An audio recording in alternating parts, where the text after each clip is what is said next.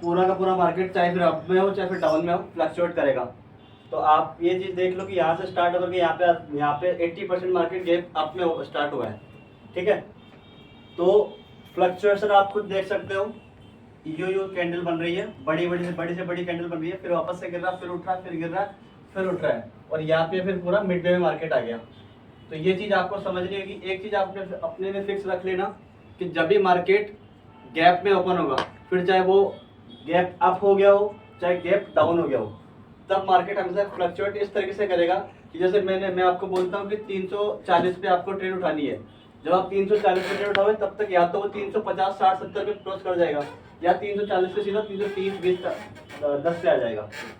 इसलिए जब भी मार्केट गैप अप में स्टार्ट होगा तो आपको पूरा फोकस रखना है मार्केट पे, ठीक है।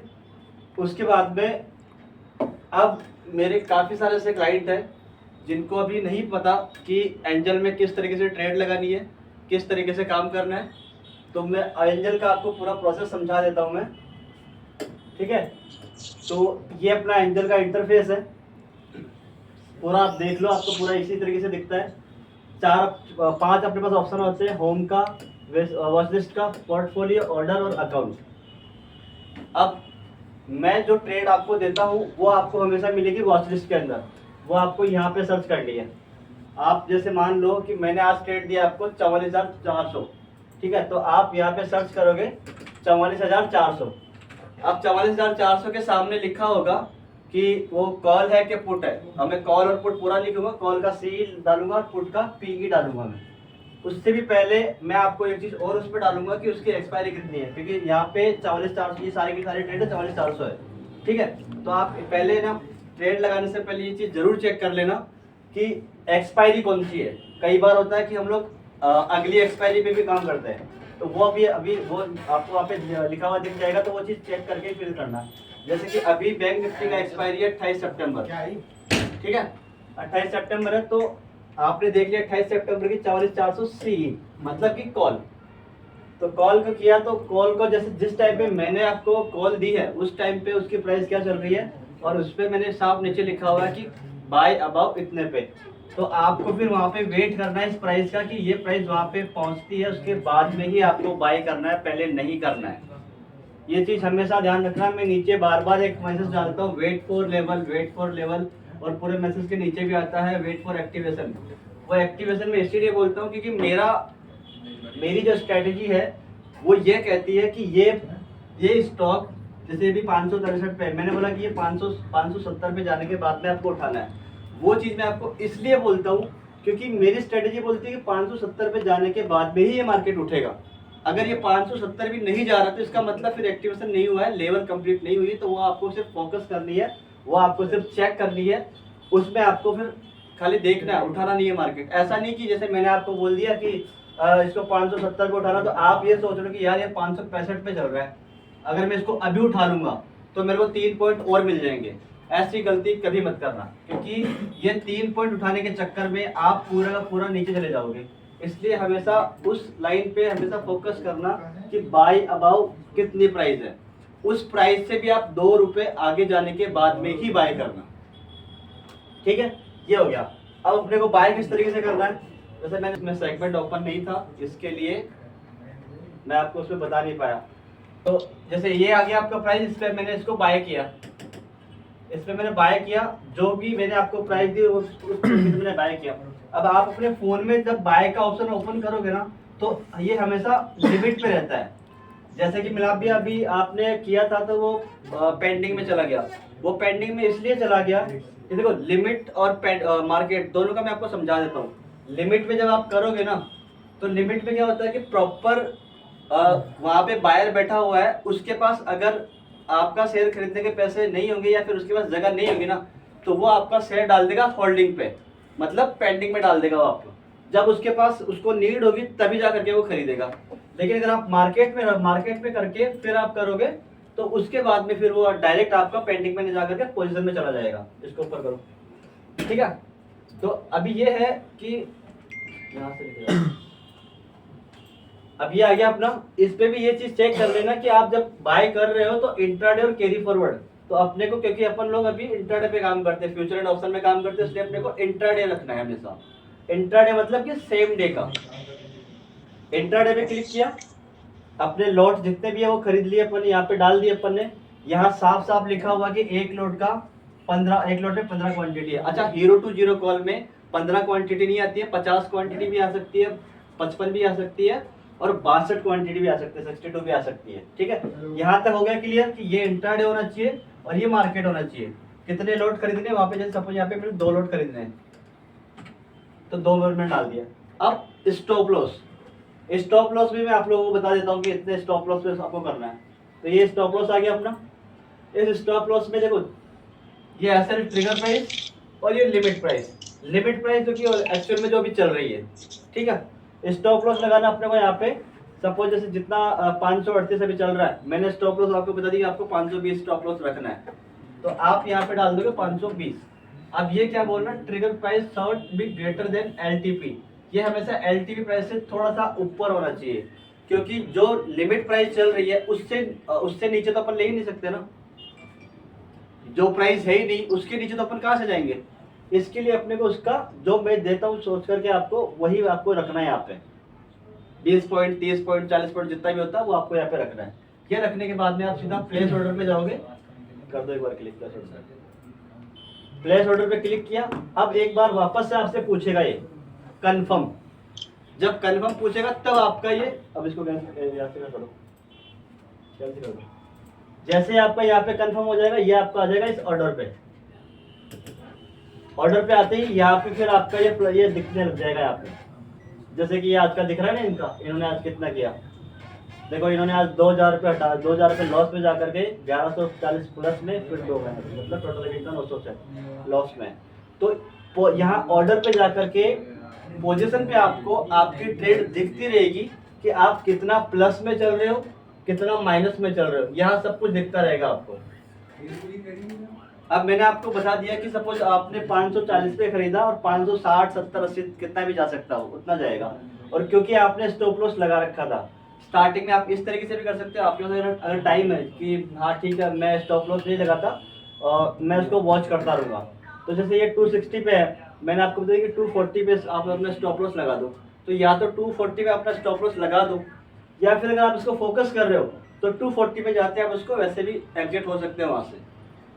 तो उसमें आपको स्टॉप लॉस लगाने की जरूरत नहीं रहेगी, क्योंकि कई बार क्या होता है, इस पर कई बार क्या होता है कि मार्केट, जैसे कि मैंने बोला कि मार्केट यहाँ पे है, अब मैंने यहाँ पे है ना, यहाँ पे स्टॉप लॉस लगा दिया, उसके बाद में इतना गिर गया है, तो अब यहाँ काम आता है पेशेंस। पेशेंस क्या होगा कि जैसे आपने यहाँ पे आप वॉच कर रहे हो, आपने स्टॉप लॉस नहीं लगाया और आप पेशेंस रख रहे हो कि देखता हूँ कितना जाता है। तो अगर यहाँ पे अपन ने स्टॉप लॉस लगा दिया होगा तब तो क्या होगा कि अपन इससे एग्जिट हो जाएंगे, इतना लॉस खा करके एग्जिट हो जाएंगे।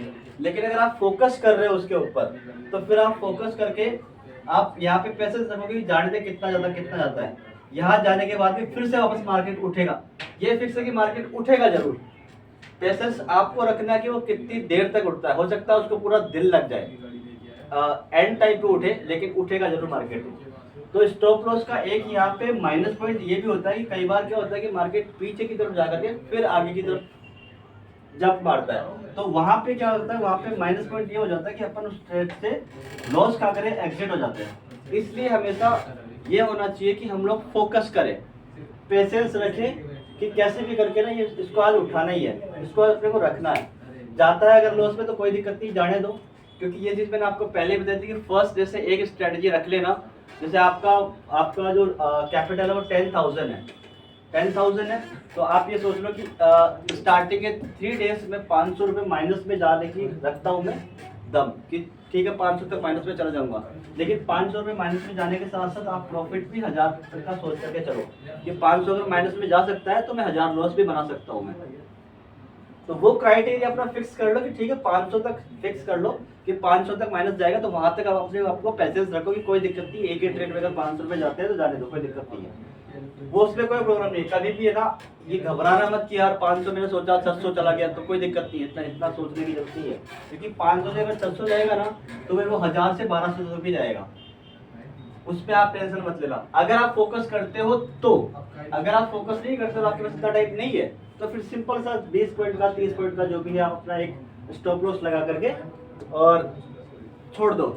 उससे क्या होगा कि अगर जैसे अपने एसएल को वो हिट करेगा तो ऑटोमेटिक एग्जिट कर देगा, तो और ऊपर जाएगा तो ऊपर तो फिर आप अपना कितना भी निकाल सकते हो गया अपना यहाँ पे ये ऑर्डर पे ये अपना सब कुछ आपको देखना है इस तरीके से कि यहाँ पे किस तरीके से अपने को हर ट्रेड आपकी दिखती रहेगी, यहाँ पे आप प्लस में हो कि माइनस में हो वो सब कुछ यहाँ पे दिखता रहेगा।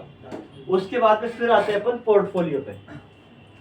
पोर्टफोलियो के अंदर होता है कि अपने जो लॉन्ग टर्म्स के है ना, जैसे कि जो कैरियर फॉरवर्ड में है और जो लॉन्ग टर्म्स में आपके आज खरीद करके रख लिया अपन ने, वो शेयर आते हैं अपने पोर्टफोलियो में इक्विटी पे। इक्विटी में आपको दिखाई देगा जैसे इन्होंने 2 शेयर खरीद रखे हैं, ठीक है, इन्होंने खरीदे थे ₹2.64 में, जो कि ₹2.34 पे आ गया, ये माइनस में चला गया इनका। और दूसरा शेयर था ₹4.43 पे खरीदा था, ₹4.83 में आ गया, तो इनमें इन्होंने ₹40 गेन कर लिए।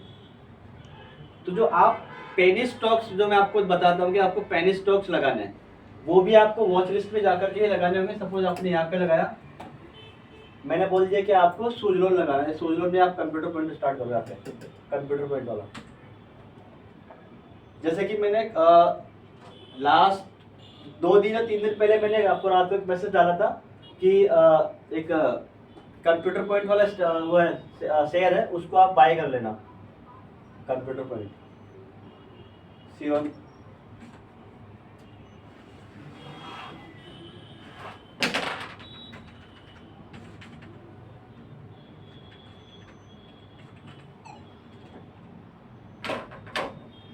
11 ये आ गया आपका, ठीक है। अब ये आ गया आपका, इसमें भी सेम सब कुछ वैसा ही रहेगा जैसा बाकी के अपने मार्केट चल रहे हैं। आपको चार्ट दिखेगा इसका, और प्रॉपर आप में इसमें भी आपको वो स्टॉप लॉस वगैरह लगाना, जैसे आप उसमें इंट्राडे वगैरह में लगाते हो। इसका एक शेयर में आपको बाय करके दिखा देता हूँ मैं। इसमें क्या करना है आपको बाय करने के लिए, इसमें आपको यहाँ इंट्राडे को छोड़ करके डिलीवरी पे आना है। इंट्राडे पे नहीं होगा। इंट्राडे पे अगर आप करोगे तो आज आप इसको जैसे बाय करोगे ना, सुबह दिन में कभी भी, जैसे ही 3:30 बजे मार्केट ऑफ होगा ना, तो इससे आप ऑटोमेटिक एग्जिट हो जाओगे। क्यों? बिकॉज ऑफ आपने इंट्राडे सेलेक्ट कर रखा। इसलिए जब भी लॉन्ग टर्म्स के हम लोग शेयर स्टार्ट करेंगे, शेयर बाय करेंगे, परचेस करेंगे, तो वहां पे अपने को डिलीवरी रखना है। ताकि डिलीवरी में ये हो गया कि वो मैनुअली हो गया कि उसमें अपन उसको 1 महीना रखते हैं, 10 दिन रखते हैं, 15 दिन रखते हैं, 1 साल रखते हैं, 2 साल रखते हैं, तो अपन खुद ही इसको सेल करेंगे। ये ऑटोमेटिक खुद ब खुद सेल नहीं होगा। इंट्राडे पे करोगे तो सेम डे सेल हो जाएगा खुद ब खुद, आपको पता भी नहीं चलेगा। क्वांटिटी अपन ने रख ली इसके अंदर 1 2 जितनी भी है, 10 क्वांटिटी कर ले। ये 10 शेयर आ गए, या एक ही छोड़, एक रख लिया अपन ने, वही बाय किया। या तो आप इस तरीके से कर लो, या फिर वापस एंड में जाकर के आप स्टॉप लॉस लगा लो। इनमें स्टॉप लॉस का देखो होता नहीं है वैसे तो, क्योंकि स्टॉप लॉस कब करोगे आप, जब आपका अमाउंट बड़ा हो। अभी क्या है कि इसमें अपन ने 10 पैसे लगा दिए, मान लो 10 शेयर अपन ने ले लिए, 10 शेयर ले लिए, तो 10 शेयर का कितना, ₹4 का, तो ₹40 आसपास होगा। तो उसके अंदर फिर वही चीज होगी ना कि आप इसमें अगर स्टॉप लॉस लगाओगे और 2-3 पॉइंट पे अगर नीचे चला गया, आपका स्टॉप लॉस हाई हिट हो गया, तो आपका पैसा तो चला गया उतना माइनस में जाकर के। इसलिए लॉन्ग टर्म्स में कभी भी अगर आपका अमाउंट बड़ा है, 50 चला जाएगा, पेंडिंग में चला जाएगा। इसलिए ये तो हमेशा मार्केट ही होना चाहिए, कभी भी लिमिट में मत करना इसको, ये हमेशा मार्केट में होना चाहिए। प्लेस ऑर्डर, कंफर्म ऑर्डर, जैसे आपने कंफर्म किया अपने ऑर्डर पे आ जाओ।